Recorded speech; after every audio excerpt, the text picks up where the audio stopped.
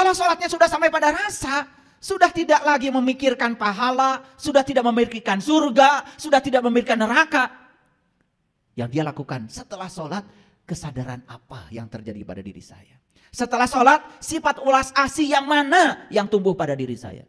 Setelah sholat, apakah saya dirindukan kehadirannya atau tidak oleh tetangga saya. Itu yang harusnya dipertanyakan pada diri kita. Itu.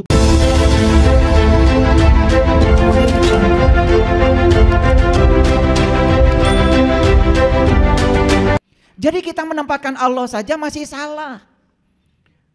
Persepsi kita tentang Allah masih keliru. Itu yang dikatakan Allah dalam hadis qudsi, aku bergantung sangkaan kamu. Jadi Allah itu menyatakan dirinya sebagai Rob. Rob itu adalah kehadiran, keberadaan. Kehadiran dan keberadaannya sudah cukup membuat segala sesuatu terjadi. Tetapi yang ingin menjadikan itu terjadi, itu adalah kita sendiri. Jadi kun fayakunnya Allah itu adalah beliau hadir sebagai fasilitator untuk membuat segala sesuatu terjadi. Tapi yang ingin segala sesuatu terjadi itu adalah kita sendiri. Kita sang kreatornya, kita sang penciptanya. Allah itu hanya mengikuti apa yang kita pikirkan, yang kita rasakan, yang kita bicarakan, yang kita lakukan berulang-ulang. Itu yang namanya doa. Pahami itu. Kalau ingin hidup menakjubkan, pahami itu. Makanya kita harus keluar dari zona nyaman kita. Keluar dari kampung kita. Makanya di Quran surat An-Nisa ayat 66 Allah mengatakan, bunuhlah dirimu, keluar kamu dari kampungmu. Itu perintah. Dan jika kamu melaksanakan itu, maka itu lebih baik bagi kamu. Dan akan menguatkan imanmu. Itu Quran. Apa yang harus kita bunuh? Bunuh ego kita, bunuh diri palsu kita. Karena selama ini kita hidup dikendalikan oleh ego, diri palsu kita. Itu yang bernama pikiran. Pikiran mana yang disebut dengan ego? Pikiran yang belum tersentuh oleh cahaya ilahi. Saya pastikan ya, setiap pikiran yang belum diterangi oleh cahaya ilahi, belum ketemu nur ala nur, belum ketemu matahari ruhani dalam dirinya. Itu yang disebut dengan pikiran gelap. Dan itu yang selama ini mengendalikan kita. Cuman kita tidak sadar. Oleh karena itu hari ini saya akan memberikan hadiah buat kita semua. Saya akan membuka rahasia berserah diri. Karena selama ini kita cuma bicara, ayo kita berserah diri, ayo kita berserah diri. Caranya seperti apa sih berserah diri itu? Sama seperti kita disuruh untuk ingat kepada Allah. Malah nyebut-nyebut nama Allah. Padahal ingat dan menyebut itu berbeda. Menyebut itu di sini pakai mulut. Ingat itu kan di batin kita. Dan setiap kita menyebut, kita mengklaim seakan-akan kita sudah ingat kepada Allah. Itulah sesungguhnya kita selama ini. Gak jelas. Disuruh tobat malah minta ampun. Padahal tobat itu bahasa Arab. Artinya kembali. Kembali kamu pada jati dirimu. Tobat dan minta ampun itu sesuatu yang berbeda. Kalau kita sudah kembali kepada Allah, ya Allah akan mengampuni. Otomatis. Bahkan Allah mengatakan, Inna fatahna laka fatham mubina liyaghfira lakallah ma taqaddama min dambika wa ma ta'akhkhar. Hari ini kamu terbuka kembali penglihatanmu sehingga kamu bisa melihat jati dirimu, kembali kepada Allah. Maka aku ampunkan bahkan dosamu yang lalu, termasuk juga dosamu yang akan datang. Begitu kata Allah dalam Al-Quran. Kita terlalu puas mengaku pedoman hidupmu apa? Quran. Pedoman hidupmu Quran dan hadis. Tapi dua-duanya tidak kita pahami. Tidak kita pedomani. Hanya dibaca berulang-ulang. Dan kita menganggap kalau sudah membaca berulang-ulang, seakan-akan kita sudah soleh. Padahal membaca itu baru tahap awal untuk memahami. Dan kalau kita membaca, kemudian kita tidak dapat petunjuk apa-apa dari yang kita baca, berarti kita melanggar ayat zalikal kitab la raiba fi hudan lil muttaqin. Jadi kalau kita tidak dapat petunjuk ketika kita baca kitab suci, berarti kita belum tahu apa itu takwa yang sebenarnya. Oleh karena itu, mari kita bersyukur kita telah diundang oleh Allah di tempat yang penuh berkah ini. Oleh karena itu mari kita sampaikan penghormatan kepadanya. Kita puji Dia bersama-sama membaca hamdalah. Alhamdulillahi rabbil alamin. Mari kita mohon ridho dan berkahnya. Semoga Allah membukakan pintu kecerdasan kita, terutama kecerdasan yang melampaui pikiran yang terbatas dalam diri kita. Kita sapa asma Allah dengan kelembutan dan cinta, seraya membaca basmalah. Bismillahirrahmanirrahim. Jadi hari ini saya akan berbicara tentang rahasia berserah diri. Saya kasih judul, berserah bukanlah menyerah. Oleh karena itu kita akan memasuki dulu introduksinya. Kita akan memasuki pendahuluannya supaya nanti ketika masuk pada rahasia yang tadi itu kita mengerti. Fokus. Karena saya akan mencoba mengkombinasikan ayat-ayat Al-Quran dengan temuan-temuan baru para peneliti di bidangnya, terutama para psikolog yang terus mengembangkan pengetahuan baru tentang neuroscience.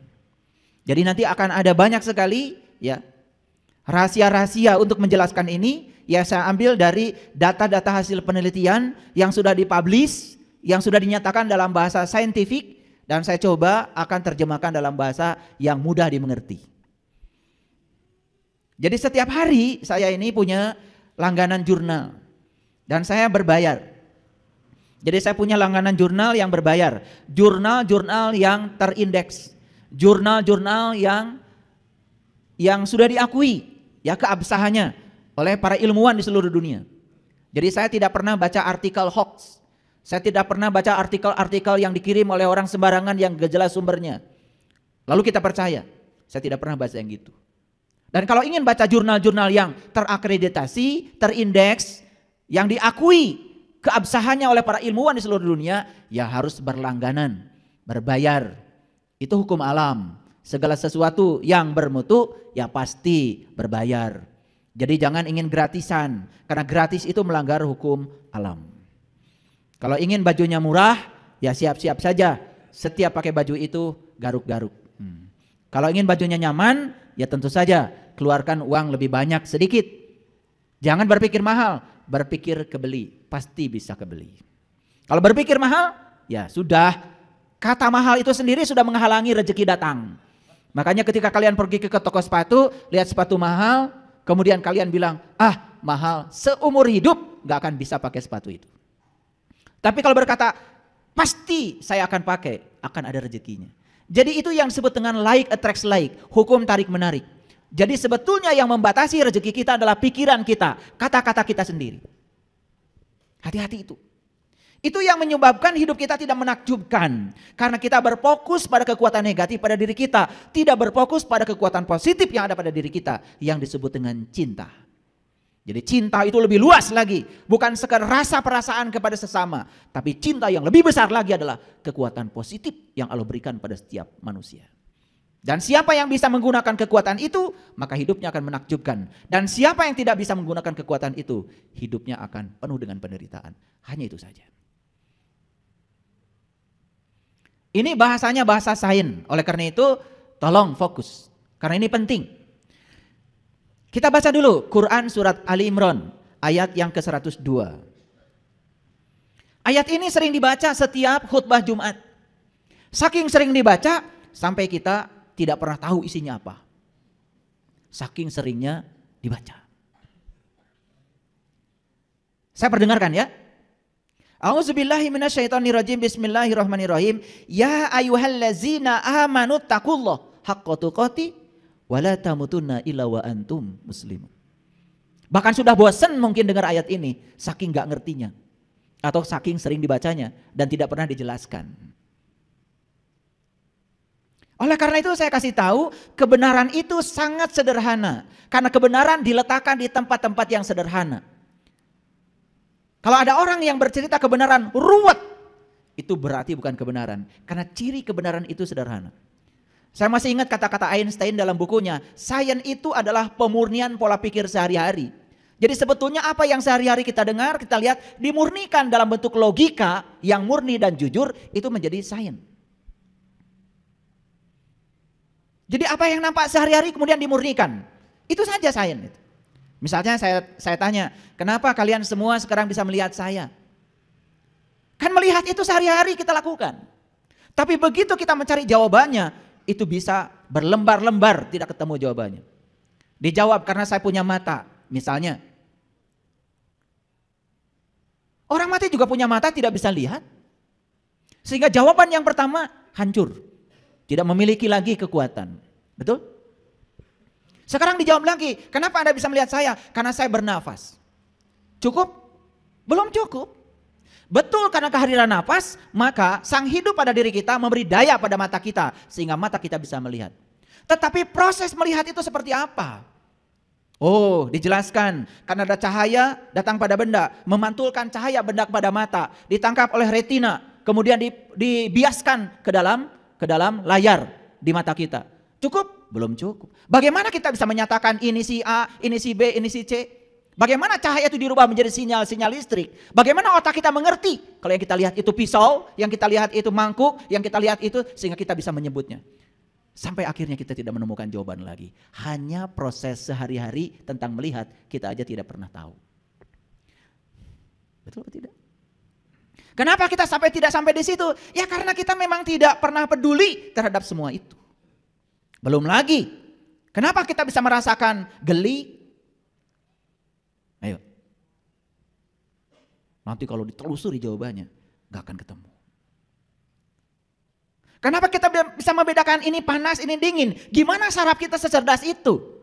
Sehari-hari kita cuman panas, manitiis, cuman gitu aja.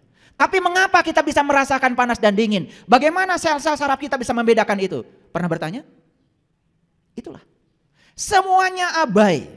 Akibatnya kita ya gitu-gitu aja kesadarannya. Tidak meningkat dari waktu ke waktu. Sama seperti saya bacakan ayat ini. Ayo kita dengarkan. Ya ayyuhallazina amanu. Stop sampai situ dulu. Hai orang-orang yang beriman. Kalau orang yang sadar ketika begitu mendengar itu. Hai orang-orang yang beriman. Dia pasti berpikir. Siapa yang dihaikan? Saya atau bukan? Jangan ngaku-ngaku dulu. Jangan ngaku-ngaku dulu. Kita terlalu biasa ngaku-ngaku. Barijeng tadi aku. Begitu di Quran ada kata-kata. Hai orang-orang yang beriman. Langsung saja serempak semasjid. Peserta Jumatan mengatakan saya. Begitu? Itu yang disebut dengan rarasaan. Bukan rasa. Rasa dan rarasaan itu beda. Rasa dengan perasaan itu berbeda. Perasaan itu hanya pengakuan saja. Sedangkan rasa itu kebenaran. Coba kalau ditanya. Matahari terbit dari mana? Dari timur. Terbenam di sebelah mana? Di barat. Perasaan atau rasa itu? Perasaan atau rasa? Tuh. Membedakan yang gitu aja kalian belum tahu. Itu hanya perasaan kita saja. Kan matahari mah cicing. Kecuali matahari itu pagi-pagi nongol. Terus yang matahari itu kemana-mana. Cicing. Matahari itu adalah pusat tata surya. Yang bergerak itu bumi kita. Bumi kita tuh bergerak. Di samping dia berevolusi, dia juga berotasi. Dia tuh berotasi gini sambil berevolusi. Nah bergerak di sumber rotasinya namanya rotasi. Mengelilingi sumber rotasi matahari itu namanya berevolusi. Atas. Jadi matahari mah gak pernah kemana-mana. Yang bergerak itu mah bumi. Sehingga akibat bumi itu berotasi dan berevolusi. Terjadilah siang dan malam. Jadi terbitan perdamaian matahari itu bukan berarti matahari itu pagi-pagi datang. Sore tidak ada. Bukan begitu. Karena bumi kita yang berotasi dan berevolusi. Jadi yang benar itu matahari itu diam. Bumi kita yang bergerak. Itulah bedanya rasa dan rarasaan. Rarasaan teges sholat. Ditanya oleh saya tadi sholatmu mengingat apa? Segala emut. Bahkan apa yang tidak diingat ketika tidak sedang sholat. Ketika sholat itu mendadak ingat. Maka kita menjadi gede rasa. Karena rarasaan. Rarasaan teges sholat. Asa menang pahala jaga di akhirat. Asa surga teges asupan kurang. Itu rasa apa rarasaan? Rasa. Kalau sholatnya sudah sampai pada rasa, sudah tidak lagi memikirkan pahala, sudah tidak memikirkan surga, sudah tidak memikirkan neraka. Yang dia lakukan setelah sholat, kesadaran apa yang terjadi pada diri saya. Setelah sholat, sifat ulas asih yang mana yang tumbuh pada diri saya. Setelah sholat, Apakah saya dirindukan kehadirannya atau tidak oleh tetangga saya? Itu yang harusnya dipertanyakan kepada diri kita. Itu bedanya rasa dan perasaan. Bedanya rasa dan perasaan. Coba kita sekarang tanya, ya ayyuhallazina amanu, hai orang-orang yang beriman, pernah nggak kita diam sejenak? Saya dihaikan enggak? Pernah gitu? Enggak. Kalau sudah pakai peci kayak gini, udah pakai baju kayak gini, rasanya saya yang dihaikan. Betul nggak? Betul apa tidak? Itu yang namanya GR. Yang paling berbahaya GR itu urusan spiritual. Itu yang disebut dengan GR spiritual. Padahal itu rasaan, bukan rasa. Kalau kita jujur, tanya, iman itu apa? Pernah nanya? Gak nanya. Kalau nanya ada jawabannya. Kata Nabi, al-iman tasdikun bil qalbi wa ikrarun bil lisan wal amalun bil arkan. Kata Nabi, iman itu adalah pembenaran oleh kolbu. Tanya lagi lebih dalam lagi. Apa itu kolbu? Bagaimana cara kolbu membenarkan sesuatu? Harusnya gitu kalau ngaji. Dapat lagi jawabannya, kata Allah, langit dan bumi tidak akan cukup menampung zatku, tapi kolbunya orang yang beriman, itulah rumahku. Oh, ternyata kolbu itu adalah rumahnya Allah, kata Allah. Bagaimana kolbu bisa membenarkan kalau itu rumahnya Allah? Pertanyaan berikutnya, setiap rumah pasti ada pintunya. Setiap pintu pasti ada kuncinya. Di mana Allah meletakkan kuncinya? Supaya saya bisa berkunjung ke rumah Allah, agar saya bisa bertemu dengan Dia dan bisa menyaksikan Dia. Setelah itu saya bisa mengingat Dia berdiri, duduk dan berbaring. Gitu nggak ngajinya? Enggak. Karena orang mengatakan iman tuh percaya, pokoknya percaya. Tong nanya. Kakara seri ayeuna ya. Makanya beruntung kalian hari di sini. Saya ingin mengajarkan kesadaran. Percaya itu kudu ada buktina. Percaya itu harus ada bukti. Kalau tidak ada bukti, layak untuk tidak dipercaya. Dan agama itu bukan paksaan. La ikraha fiddin. Karena tidak ada paksaan dalam agama. Setiap apapun yang kita yakini, yang kita percayai, harus ada buktinya. Percaya Allah teh deket jeung urang, bahkan lebih dekat daripada urat nadi. Diri kita sudah membuktikan? Sudah membuktikan? Kumaha rek percaya.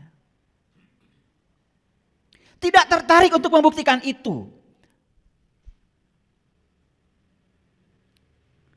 Jadi kalau kolbu itu sudah bisa membenarkan, maka lisan kita jadi benar. Lisan kita jadi benar. Akhlak dan perbuatan kita akan mengikuti lisan kita. Itu yang disebut dengan jujur. Selaras antara batinnya, kata-kata dan tindakan. Kan kita biasa tidak selaras, di dalamnya seperti apa, keluar kata-katanya seperti apa, yang dilakukan seperti apa, bahkan melanggar janji, itu pun dianggap biasa. Padahal di Quran jelas-jelas dikatakan, ya ayyuhallazina amanu aufu bil uqud. Ciri orang beriman itu tidak pernah melanggar janji. Saya tanya, jadi ciri orang beriman itu tidak pernah melanggar janji. Jujur ya, suka melanggar janji? Jujur, suka melanggar janji? Masih ngaku orang beriman. Padahal ayat yang jelas, ciri orang beriman itu tidak pernah melanggar janji. Kita melanggar janji, masih ngaku. Coba, geus puguh eueuh bauna masih ngaku tarasi. Karena nama itu baru ada, melekat kalau ada cirinya. Ngerti maksud saya? Ciri saya, ciri ceramah saya, itu punya ciri tersendiri. Hilang cirinya, hilang namanya. Karena nama itu ada kalau ada ciri. Ada alamatnya, ada addressnya. Betul? Pertanyaan saya. Ya ayyuhallazina amanu. Hai orang-orang yang beriman. Berani ngaku? Saya yang dihaikan? Berani? Baru gak berani sekarang setelah dijelaskan oleh saya. Kemarin-kemarin sebelum kesini petatang petentengnya luar biasa. Betul? Bahkan menyesatkan orang lain itu biasa. Begitu orang lain beda dengan kita, sesat, murtad, kufur. Kayak itulah orang yang pengetahuannya sedikit. Gampang menilai orang lain. Saya tanya sekali lagi. Ya ayyuhallazina amanu. Siapa? Ya siapa? Berani menyatakan, terima kasih ya Allah saya sudah dihaikan. Berani? Hai para mahasiswa saya. Ada mahasiswa saya nggak di sini? Tiba-tiba ngacung semua. Loh, kapan daftarnya? Jadi kalau ada kata-kata yang semacam itu di Quran, ya ayyuhallazina amanu, stop, renungkan. Saya bukan. Kalau saya ini tidak layak dihaikan, gimana caranya supaya besok-besok saya layak untuk dihaikan? Belajar di Quran, surat Al-Mu'minun. Apa ciri orang yang beriman? Hadirkan ciri itu pada diri kita. Setelah hadir ciri-cirinya, baru dengan percaya diri mengatakan, semoga saya ya Allah.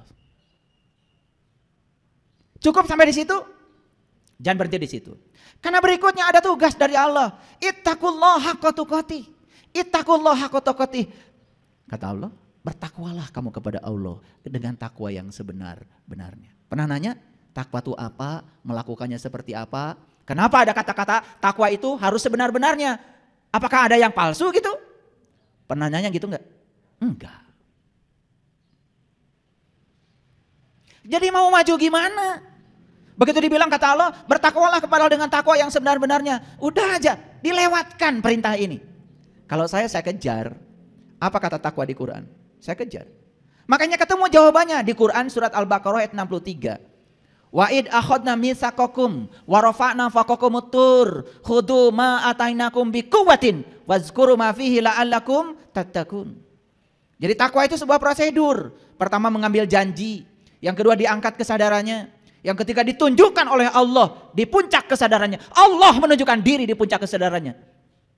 La'allakum wazkuru ma fihi. Setelah Allah menunjukkan dirinya, bertajali dalam dirinya, baru kata Allah, wazkuru ma fihi. Ingat yang aku tunjukkan kepada kamu. La'allakum tattaqun. Baru kamu jadi orang yang bertakwa. Jadi takwa itu prosedur. Mengambil janji, diangkat kesadarannya, ditunjukkan sesuatu di puncak kesadarannya. Ingat yang Allah tunjukkan. Itu baru takwa. Jadi siapa orang yang bertakwa? Orang yang sudah bisa ingat kepada Allah dengan ingat yang sebenar-benarnya. Itu haqqa tuqatih. Gitu enggak kita? Belum. Belum semua. Setelah dibahas gini baru sadar, oh ternyata saya ini belum tahu. Tapi sekarang saya tahu kalau saya belum tahu. Alhamdulillah. Can nyaho. Tapi geus nyaho yen urang teh can nyaho. Bagus.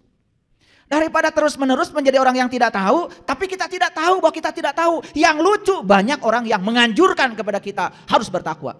Bari jeung teu dijelaskeun da manehna ge teu nyaho. Betul apa tidak? Banyak apa sedikit yang kayak gitu? Banyak sekali. Pakai sekali dong. Gak usah pakai 2 kali, sekali aja. Ya ayyuhallazina amanu ittaqullaha haqqa tuqatih. Jadi kalau begitu saya mau nanya, pintar apa tidak? Yang bisa takwa itu orang beriman atau orang yang mengaku beriman? Yang beriman. Dan tidak mungkin Allah tiba-tiba menyuruh seseorang sesuatu yang tidak dia lakukan. Misalkan ginilah, saya sederhana aja. Saya nyuruh nembok, pasti dong tukang tembok. Gak mungkin saya nyuruh nembok ibu-ibu sebelah sini, gak mungkin. Salah saya memberikan perintah. Sekelas saya aja ngasih perintah pasti mikir dulu. Kalau saya mau ngecat gedung, saya cari tukang cat dong. Betul nggak? Gitu. Kalau saya mau nyuruh anak saya diajarkan baca tulis Quran, saya cari guru yang bisa baca tulis Quran. Pasti nggak cari tukang tembok dong. Paham? Sekelasnya Allah nyuruh kita bertakwa, pasti itu ada pesannya. Makanya yang disuruh bertakwa di ayat ini siapa? Hanya orang beriman. Karena hanya orang berimanlah yang bisa menjalankan takwa. Masuk akal? Nah kenapa kita selama ini tidak bisa menjalankan takwa? Karena belum beriman. Ngaku-ngaku doang. Supaya pengakuannya diakui udah pakai dandan macam-macam. Itu makanya ada lagu Pak Haji Sorban Palid. Dah Palid Sorban oke. Pak Haji Sorban Palid itu orang yang sudah haji. Tetapi sesungguhnya dia tuh tidak tahu. Apa esensinya haji? Berkunjung ke Baitullah tetapi tidak tahu siapa yang harus dikunjungi. Palid dah sorbana. Orang tua kita mau ngasih pelajaran itu luar biasa. Ya. Nah palid itu bahasa Arabnya mabur. Paham ya? Ya? Udah stop dulu sampai situ. Karena ini kajiannya rahasia berserah diri dulu. Tapi tangkap dulu maksud saya. Siapa yang bisa bertakwa? Jawab dulu. Orang beriman. Apakah orang yang mau beriman bisa melakukan laku takwa? Gak akan bisa. Laku takwa itu spesial. Spesial. Karena kalau tadi saya jelaskan yang namanya takwa itu mengambil janji, diangkat kesadarannya, ditunjukkan sesuatu di kesadarannya. Allah bertajali seperti bertajalinya kepada Nabi Musa. Falamma tajalla rabbuhu lil jabal. ketika aku bertajali di puncak kesadarannya Musa. Lalu Musa tersungkur dan mengatakan, qala subhanaka tubtu ilaika wa ana awwalul mu'minin. Itulah awalnya imannya Musa. Kapan kalian mau bertajali kepada dia? Kapan mengawali iman? Tiba-tiba ngaku-ngaku sudah menjalankan takwa. Karena takwa itu sangat spesial.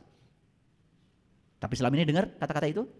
Kita hanya menjalankan apa yang didengar kata orang. Yang penting sudah pakai baju takwa, langsung petantang petenteng jadi orang yang bertakwa. Nanti buka Quran surat Al-Baqarah ayat 63 ya, sampai di rumah. Nah, pertama syaratnya harus iman, yang kedua kalau dia bisa menjalankan laku takwa, hadiahnya apa? La tamutunna illa wa antum muslimun. Makanya kamu akan menjadi seorang muslim. Bahkan menjadi seorang muslim itu menjadi syarat mati. Kata Allah, janganlah kau mati kecuali kamu harus sudah menjadi muslim. Sayang sekali, muslim itu didangkalkan oleh kita hanya sebatas sebutan buat orang yang mengaku beragama tertentu. Padahal itu tingkatan tertinggi yang harus dicapai. Iman saja belum, takwa saja nggak ngerti, tiba-tiba menyatakan diri sebagai muslim. Aneh apa tidak? Aneh? Aneh. Padahal ayat ini berstruktur, sangat saintifik. Iman dulu yang benar, lakukan takwa secara terus menerus. Hadiahnya adalah kamu menjadi seorang muslim. Kalau hanya mengaku beragama tertentu, mudah apa susah? Mudah. Ditanya sama Pak RT waktu bikin KTP. Ibu teh jenengan saha? Idah. Semoga nggak ada di sini ya. Alamat di mana? Kampung ieu RT sabaraha RW sabaraha. Punten ibu, agama Islam Pak RT. Langsung jadi muslim? Menurut siapa? Menurut Pak RT. Itu yang sering kita tidak sadari. Apakah kita muslim menurut Allah? Pernah gak nanya gitu? Ya Allah, kata Pak RT saya muslim. Apakah kata engkau juga muslim? Pernah nanya gitu? Gak pernah. Kalau saya dari kecil saya nanya. Makanya kita sekarang sangat senang dengan istilah muslim non muslim. Dan kita mengatakan muslim siapa saja yang mengaku. Non muslim siapa saja yang tidak mengaku. Hanya sebatas itu. Padahal bagi saya muslim non muslim itu tidak sekedar itu. Bagi saya muslim siapapun keyakinannya. Apapun jalan hidupnya. Kalau dia sudah bisa berserah diri secara total kepada Allah. Bagi saya itulah muslim. Dan siapapun yang belum bisa berserah diri kepada Allah, malah ngatur-ngatur Allah supaya Allah ngikutin keinginan kahayang manehna. Bagi saya mah itu bukan. Bagi saya ya. Jangan ikut-ikutan saya. Bagi saya ketemu dengan sahabat-sahabat saya, mohon maaf, akhlaknya lebih bagus. Dititipin uang tidak pernah korupsi, sepeser juga tidak pernah. Keyakinannya berbeda dengan saya. Hidupnya lebih bahagia. Berkelimpahan bahkan hidupnya. Bagi saya, jangan-jangan dia, bagi saya, itu adalah muslim. Tiap hari menebarkan kebencian, terus saja. Menebarkan hoax, fitnah. Beda dikit orang lain dihujat. Hidupnya penuh dengan penderitaan. Jangan-jangan, bagi saya nih, kayaknya bukan. Maaf ya. Maaf. Ini supaya kita jujur pada diri kita sendiri. Coba kita perhatikan, kenapa syarat mati harus menjadi muslim? Kalau syarat mati mengaku beragama tertentu sangat mudah. Padahal urutannya iman saja belum dicapai. Takwa saja tidak tahu. Apalagi menjadi seorang yang berserah diri. Baik, kita lihat akar katanya dulu. Supaya belajar agamanya benar. Apa yang perlu dipertanyakan oleh kita? Satu, apakah iman itu? Sudah saya jelaskan. Dua, siapa orang yang beriman itu? Pasti ada cirinya bukan? Tiga, apakah orang yang mengaku beriman dapat dikatakan sebagai orang yang beriman? Jawab dulu dong. Apakah orang yang mengaku beriman dapat dikatakan sebagai orang beriman? Belum tentu. Bahkan orang yang beriman itu gak pernah ngaku-ngaku. Nu beunghar asli, tarang ngaku beunghar. Nu sok ngaku kamu, eta nu kakara beunghar. Segala dipake. Ya, kencering-kencering. Kencering-kencering. Suku na ngalengkah kencering deui. Sagala dipake. Jika ondel-ondel. Yang asli mah nggak pernah begitu. Itu bedanya. Ya. Karena yang tidak asli itu suka cari topeng, suka cari pembenaran supaya dibilang asli.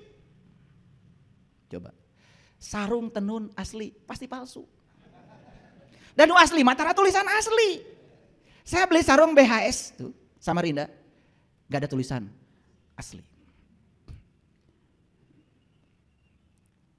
Gak usah saya menyebut merek yang lain, nanti takut ada yang tersinggung. Karena biasanya kalau yang palsu suka ada tulisan asli. Ya kayak kalian. Ya dah? Iya. Yang imannya asli nggak perlu dipamerkan di mobil. Pakai